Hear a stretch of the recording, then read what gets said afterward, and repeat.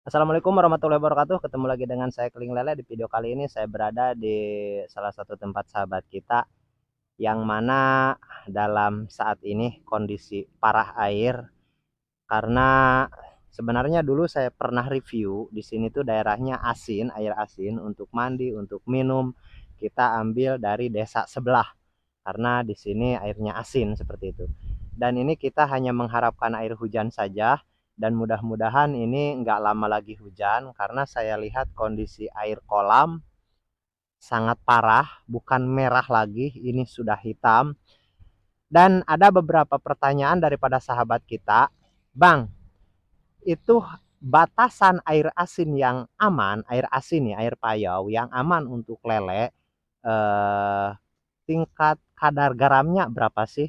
Nah, oke, kita cek. Kebetulan saya sudah bawa pH tester, saya bawa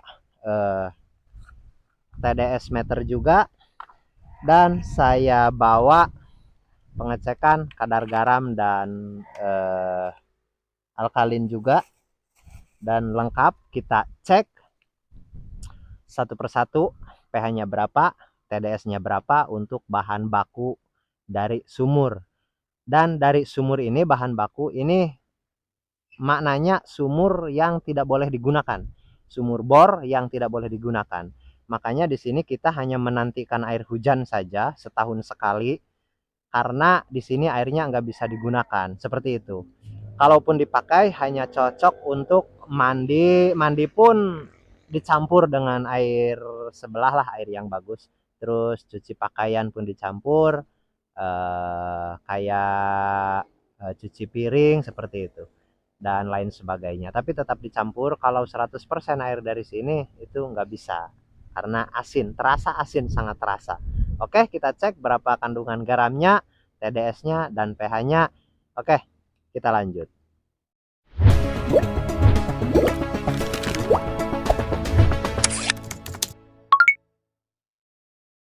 Oke sahabat, ini saya sudah ambil bahan baku air yang asin. Sahabat bisa lihat ini jernih. Nah, airnya cukup jernih, tapi sudah tahu asin, saya cicipin sahabat. Asin. Oke, kita cek dulu pH. Kita cek dulu pH-nya ada berapa, karena pH biasanya saya paling dulu supaya lama. Karena yang saya bilang pH itu nggak bisa cepat. Oke, kita hidupkan dulu jas dalam kondisi hidup. Kita masukkan. Oke, aduh kebanyakan. Tuang dulu sedikit. Oke. Oke. Kita cek pH. Aduh, gimana ini? Nah, pH, dan kita TDS-nya juga cek. TDS masih belum hidup. Kita on. Oke, kosong kosong. Kita masukkan. Yes. Oke, sahabat bisa lihat. Terlihat dengan jelas. pH 7,7. Kayaknya sudah stabil, pH 7,7. Dan ini TDS 316. Kelihatan nggak? 316 ppm untuk TDS. Oke, kita hold supaya nggak pindah angkanya. Nah, sahabat bisa lihat, kelihatan 316. Kalau pH nggak bisa di hold sahabat, pH harus dilihat dari itu saja. Oke, kita kembalikan, kita lihat pH, dan pH 7,7 itu bagus untuk pH. TDS pun sangat cukup bagus juga, 316 sebenarnya cukup bagus. Kalau kandungannya itu zat padatnya seperti zat besi, mangan, terus zat kapur, itu 316 itu masih layak, masih bisa. Tapi karena ini yang dominannya kadar garam, jadi 316 itu yang dominan itu kadar garam, sahabat. Bukan zat kapur.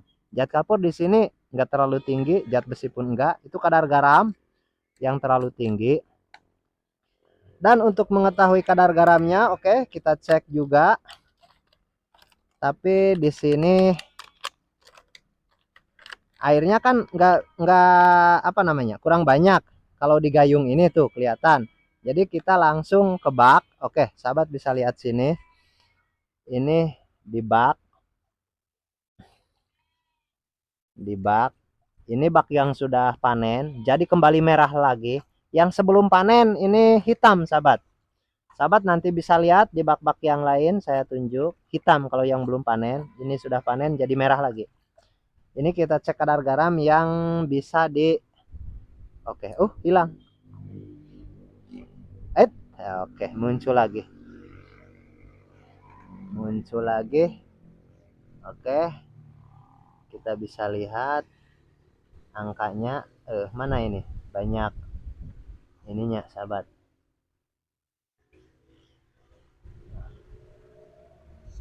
Sangat enggak. Oke.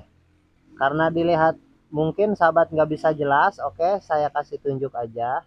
Oke, saya kasih tunjuk begini, sahabat. Nah, ini kadar garamnya 1,000, 1/1000. Nah, sahabat bisa lihat 1/1000. Maknanya kadar garam di sini ini bukan bahan baku, ini hanya air hujan yang sudah, karena sudah lama di sini kan ada cemar juga, karena ini asalnya dari kolam tanah kita pindah ke sini, jadi wajar kalau ada kadar garamnya seperti itu karena kolam tanah dipindah. Terus 1 berarti 1 miligram, ataupun begini hitung-hitungannya, per 1000 liter air berarti kadar garamnya 1 liter. Seperti itu, 1/1000 lah. Per 1000 liter berarti 1 liter. Dan itu masih oke. Itu masih oke.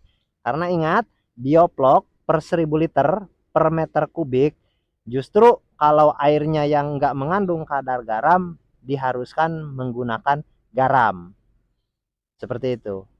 Kalau untuk bioplok, jadi ini aman, ini setara dengan air bioplok seperti itu.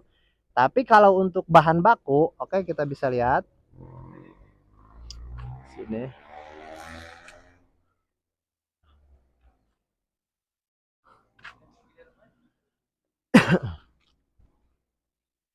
Karena tadi di gayung airnya sedikit, kita masukkan ke blong ini.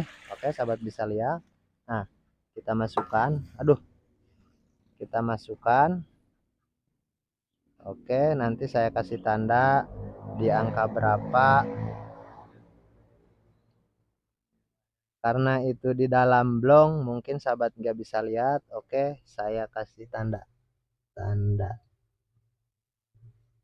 Yes. Oke. Oke, saya kasih tanda. Oke, sahabat bisa lihat. Yang tadi dia di angka 1, yang sekarang di angka 8. Bagaimana saya tahu 8? Ini kan yang di bawah 10 nih. Ini yang di bawah 10 dan ini garis 1, 2. Nah, ini dari sini. Karena satu garis ini 2 perpuluhannya. Jadi 10, 20, 40, 60, 80. Jadi 8. Ini kan 10. Bawah sedikit berarti 8. Berarti maknanya kalau yang tadi airnya yang di bak per 1000 liter itu 1 liter garam, yang ini berarti per 1000 liter 8 liter garam, seperti itu. Jadi bahaya. Berarti kesimpulannya begini. Terus yang aman itu berapa? Yang aman per 1000 liter 1 liter maksimal 2 itu masih bisa dipaksakan untuk lele, tapi untuk lele, untuk yang lain nggak boleh. Saya nggak rekomendasi untuk yang lain. Ini lele loh. 1 liter per 1000 liter ataupun 2 liter per 1000 liter itu masih boleh, atau 2 kilo lah, karena garam kan nggak di liter, di kilo. Oke, 2 kilo per 1000 liter itu masih oke. Lebih daripada itu beresiko, apalagi ini 8. Dari bahan baku ini, dari air sumur bor, 8 kilo per 1000 liter. Itu bahaya. Oke. Jadi kesimpulannya, batasannya salinitas itu per 1000 liter 2 kilo maksimal. Lebih dari itu bahaya. Oke. Dan sekalian ini sahabat bisa lihat, ini yang sudah panen, yang belum panen. Perbedaannya sahabat bisa lihat, airnya hitam.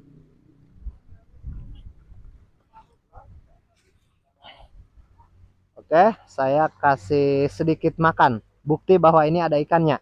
Nah, sahabat bisa lihat, airnya hitam dan semuanya airnya hitam. Semuanya airnya hitam kecuali yang sudah panen. Nah, yang sudah panen yang mana? Yang ini yang kita tadi yang kita tadi review, yang kita tadi cek kadar garamnya, ini sudah panen. Nah, buktinya, nah saya kasih pakan tuh, gak ada yang makan sahabat, karena gak ada ikannya. Oke, kita lihat yang di bawah, yang kolam tanah, tapi karena kemarau panjang kita pakai terpal. Oke, kita lanjut. Nah, oke sahabat, ini yang di bawah, yang di tanah, ini sebenarnya kolam tanah ada 4, dikarenakan panas, jadi kita pakai terpal. Nah, sahabat bisa lihat, ikannya hitam sama dengan airnya. Dan kalau sahabat nanti tanya, oke, saya mau ambil gayung dulu sahabat, pembuktian bahwa airnya hitam. Takutnya nanti sahabat ngomong, oh itu mah visual. Oke, ini air yang tadi saya cek, sahabat lihat air ini. Ini air kan bersih tuh. Air tuh bersih tuh. Oke, sahabat bisa lihat jernih airnya. Jernih, luar biasa jernih. Airnya jernih. Oke, saya mau ambil air dari kolam. Gimana warnanya? Sahabat bisa lihat. Sahabat bisa lihat. Ini air lebih dari air kopi, sahabat. Nah, ini kayak air comberan, tapi bukan air comberan, bukan. Ini karena saking sudah tuanya air, sudah menua. Jadi beginilah. Ini level saya bilang. Jadi level lebih daripada merah. Karena sejauh ini biasanya yang saya upload itu air merah, sampai merah. Bahkan beranggapan banyak daripada teman-teman pembudidaya, puncaknya air di lele itu merah kalau sudah lama. Dan ini masih ada lebih daripada merah, itu sudah lebih daripada merah, yaitu hitam. Apakah ada lagi yang lebih ekstrim dari ini? Ada, tapi saya nggak menyarankan. Ini bukan suatu cara yang hebat, yang wow, yang bisa untung banyak, bukan. Ini saya tekankan, ini karena darurat, nggak ada air, seperti itu. Kalau untuk kepadatan, memang kita ini tebar 20.000 ekor, 4 bak yang di tanah ini. Tapi yang satu sudah dipindah ke atas karena terpalnya nggak cukup, jadi tinggal 3 bak. Keseluruhannya ini 20.000 ekor dibagi 4, maknanya dalam satu bak ini 5.000 ekor untuk kapasitas 7 kintal dalam satu bak ini. Dalam satu bak diameter 3,5 kali 4,5, lebih kurang seperti itu. 3,5 kali 4,5 seperti itu, kurang lebih 5.000 ekor. Dan untuk kedalaman ini sangat cetek, karena ini kedalamannya cuman 60 cm kalau full, karena tinggal setengah jadi kisaran 30 sentian. Untuk kedalaman paling 30 cm yang sekarang masih ada. Itu pun karena sudah airnya sudah berkurang, karena udara juga, nah, jadi airnya sudah berkurang seperti itu. Jadi kisaran sekarang 30 cm. Oke, sahabat bisa lihat ke sini.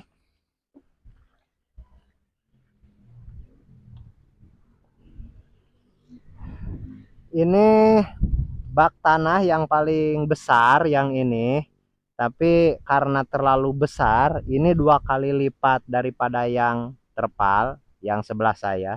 2 kali lipatnya yang ini. Jadi yang ini kita tidak kasih terpal karena terlalu besar. Untuk ukuran terpalnya terlalu besar, jadi nggak dipasang terpal. Oleh karena nggak dipasang terpal, jadi ikannya kita ambil naik ke atas. Kalau yang ini kan agak kecil, kita bisa memaksa pasang terpal seperti itu. Yang itu nggak bisa. Ini dekat jam makan, tapi nggak tahu ini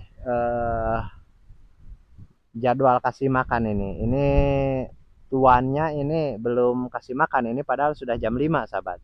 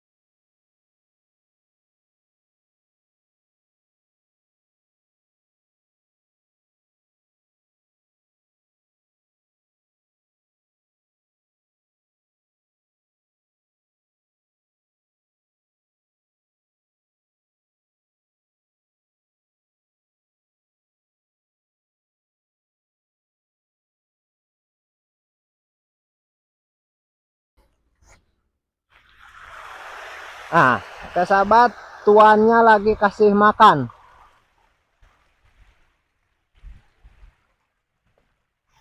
Gitu tuh. No.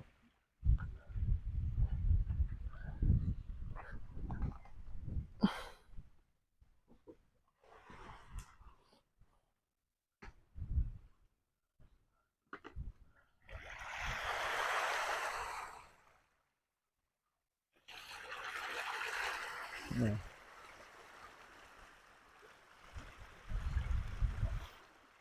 Tuannya lagi kasih makan, tapi sahabat jangan ikutan cara inilah. Ini sangat ekstrim. Ini sangat ekstrim, bahaya. Ini minimal harus orang sudah bisa kalau mau tahu caranya, sahabat harus meditasi dulu. Kalau katanya air yang bagus itu hijau, air yang bagus itu merah. Nah, di sini saya akan katakan air yang bagus hitam, sahabat. Saya katakan air yang bagus itu hitam. Waduh. ini bukti ini, sahabat. Ada. Wow, wow, wow, wow, wow.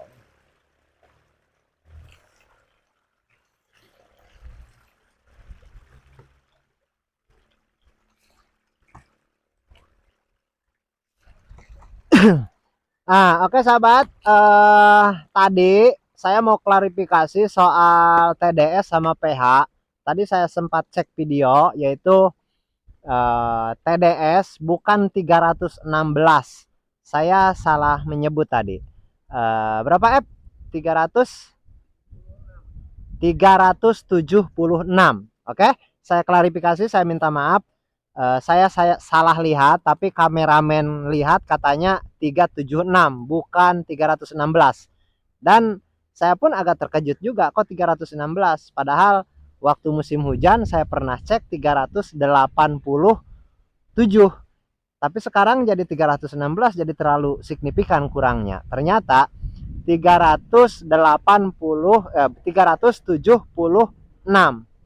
Jadi agak selisih 10 musim kemarau sama musim hujan. Kalau musim hujan 387, dan sekarang ini di musim kemarau 376. Oke. Jadi mohon disimak dan saya minta maaf tadi di waktu pengukuran TDS 376 bukan 316 seperti itu. Oke, karena ini saya pun hanya sebatas mau tengok juga sahabat kita yang akhir puncaknya nih. Ini puncaknya musim kemarau, ini bulan 11, sekarang tanggal 3 ya, ya. 3 4 ya. Nah, sekarang tanggal 4 bulan 11, Dan ini puncak-puncaknya musim kemarau. Jadi bahkan langit udah sedikit mendung-mendung lah, sudah mau hujan, bahkan pernah ada gerimis satu kali. Nah, sudah ada gerimis-gerimis. Oke, takut salah lagi. Tanggal berapa? 4, bener. Oke, tanggal 4. Oke. Jadi tadi kameramen cek HP dulu, pastikan tanggalnya, takut salah kayak tadi TDS. TDS-nya 376, saya bilang 316 seperti itu. Tapi saya minta maaf ya, namanya juga manusia. Tapi yang jelas begini, oke, untuk kadar garam maksimal 2 liter per 1000 liter air. 2 liter itu maksimal. Kalau lebih daripada itu sangat bahaya. Karena di sini 8 kilo atau 8 liter per 1000 liter itu memang total nggak bisa. Dan kenapa buktinya ini airnya sampai hitam? Karena air dari sumur bor ataupun sumur gali di sini nggak bisa dipakai untuk budidaya seperti itu. Jadi ingat, bersyukurlah sahabat yang berada di daerah-daerah air melimpah, sementara kita di sini air yang susah, air yang darurat air, kita masih berusaha berjuang untuk budidaya. Setidaknya kita bisa mensyukurilah bahwa dengan 1 tahun sekali pun kita dikasih hujan, kita masih bisa bertahan seperti itu. Dan kalau cerita soal keuntungan, oke, relatif dalam setiap trik cara budidaya pastinya berbeda soal keuntungan, tergantung cara. Tapi yang jelas, selagi itu masih berjalan, selagi itu masih ada, tentunya masih ada keuntungan. Meskipun bulan 11 ini saya dengar-dengar pakan mau naik lagi, sahabat. Oke, saya pikir cukup untuk ulasan video kali ini. Kita ketemu lagi di video berikutnya. Assalamualaikum warahmatullahi wabarakatuh.